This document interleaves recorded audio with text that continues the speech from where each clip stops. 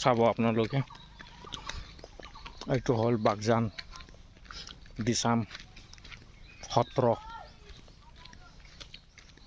বহুতো শুনিছিলোঁ মানুহৰ মুখত, আজি আহি চালোঁ।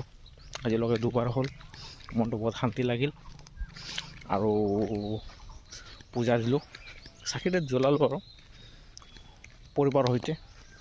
পৰিবাৰ নাই, পৰিবাৰ মোৰ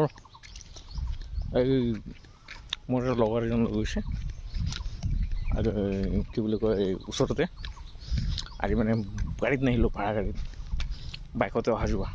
তো ভাবিছোঁ এই ল'ৰাজন এতিয়ালৈকে আহি থাকে, মই খোজকাঢ়ি গৈ থাকোঁ, অলপ দূৰ আগবাঢ়ি থাকোঁ। আৰু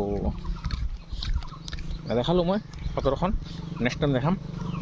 বহুত ভাল, বহুত দূৰৰ পৰা মানুহ আহে, আৰু বহুত শান্তি পৰিৱেশ, বহুত ভাল লগা, মানে বহুত ভাল লাগিলে। প্ৰত্যেক মঙলবাৰে পূজা দিয়া হয়, বহুত ভাল পৰিৱেশ এটা।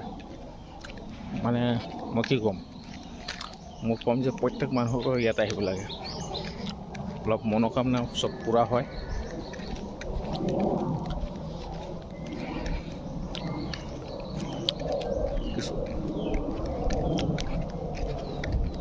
এইটো হ'ল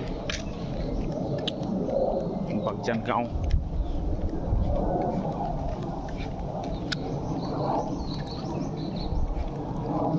এনেকৈ ৰাস্তাটো গৈ আছোঁ আৰু